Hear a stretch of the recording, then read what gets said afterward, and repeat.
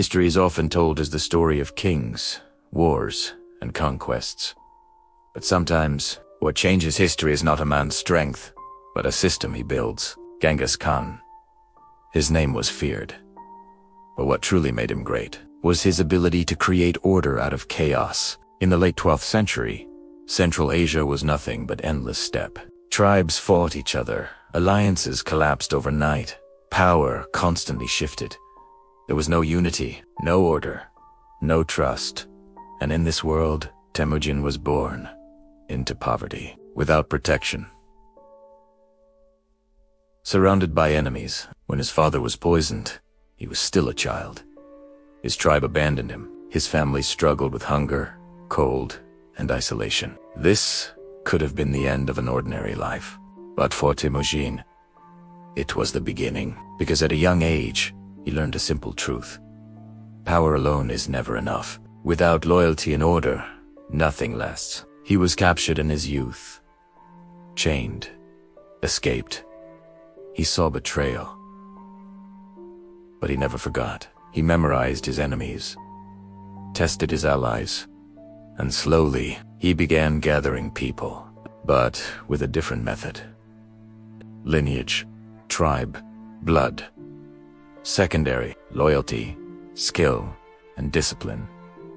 First, for the steppe, this was revolutionary. In 1206, Temujin was no longer just a warrior. He united the Mongol tribes and took a new name.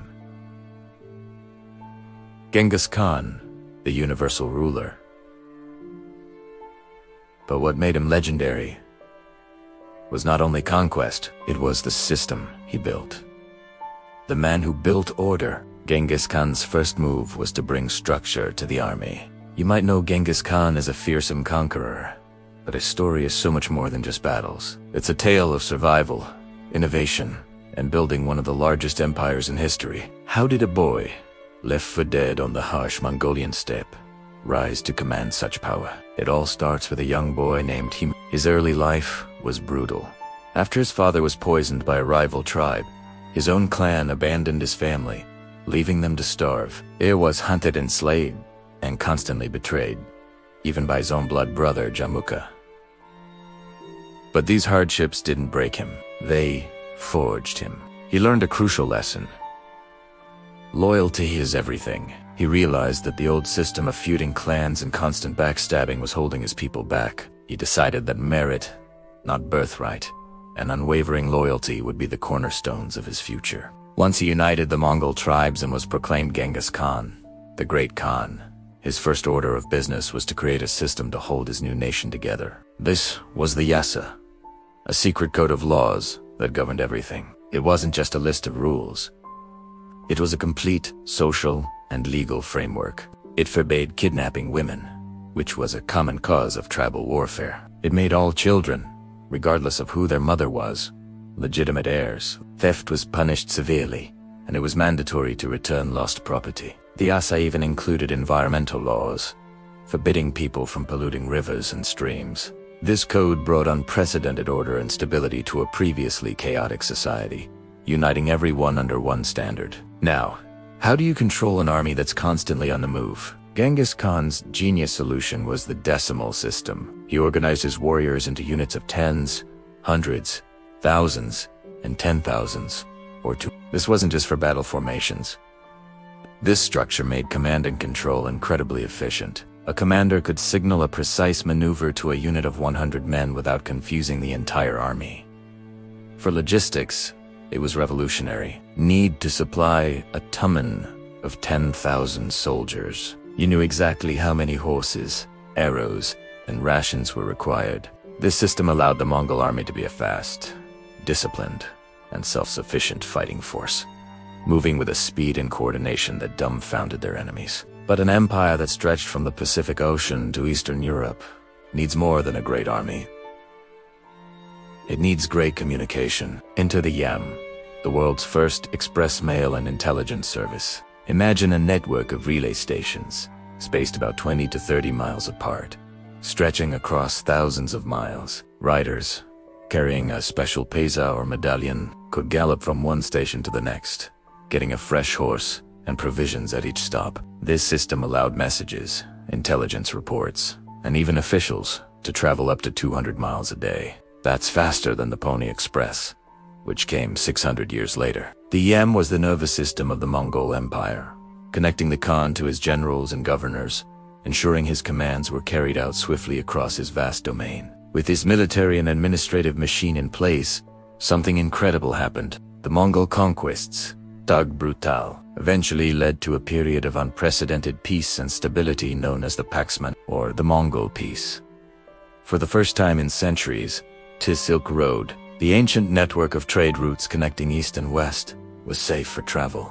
Under the protection of the Khan, merchants, missionaries, and explorers like Marco Polo could journey from Europe to China without fear of bandits. This reopened the arteries of global trade. Goods like silk, spices, and porcelain flowed west, while gold, jewels, and new ideas flowed east. It was a massive exchange of culture, technology, and knowledge. Gunpowder, the compass, and printing techniques from China made their way to Europe, arguably setting the stage for the Renaissance. In return, Islamic astronomy and medicine traveled east. It was a true globalization event, all made possible by the Mongol system of governance and security. So, what is the ultimate legacy of Genghis Khan? He wasn't just a destroyer. He was a nation builder, an innovator, and a unifier. His systems, the Yasa Law, the Decimal Organization, the Yam Communication Network, were centuries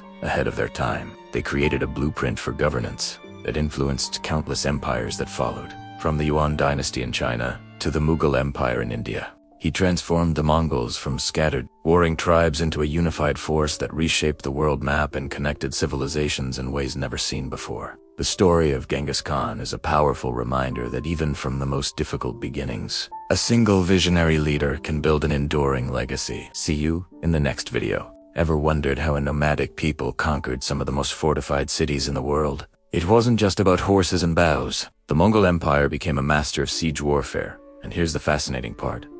They did it by learning from the people they conquered. They gathered engineers from China and Persia, brilliant minds who knew how to build terrifying war machines. We're talking massive trebuchets that could hurl huge stones to smash city walls, and sophisticated catapults, launching flammable projectiles. They essentially created a mobile engineering corps that could dismantle any fortress in their path. It was a stunning example of adaptation and a key reason for their incredible success. But what about life? Back on the steppe, the empire wasn't just run by the Khans. Mongol women held immense power and influence. Think of figures like Holon, Genghis Khan's mother, who held the family together after his father's death and shaped his character. Or Bort, his first wife and most trusted advisor, while the men were away on campaigns. It was the women who managed the vast Mongol homeland, controlled the economy, and raised the next generation of leaders. They were the stable foundation upon which the empire was built. Another surprising aspect of Mongol rule was their policy on religion. In an age of intense religious conflict, the Mongols practiced a remarkable level of tolerance. Genghis Khan believed all religions had value and exempted clergy from taxes. You could find Buddhist monasteries, Christian churches, and Islamic mosques all thriving within the empire's borders. Khans often invited leaders from different faiths to debate at their court. This wasn't just about being nice. It was a pragmatic way to govern a diverse, multi-ethnic empire and keep the peace. Finally, imagine the sheer psychological terror the Mongols unleashed on the medieval world. Two people in Europe and the Middle East.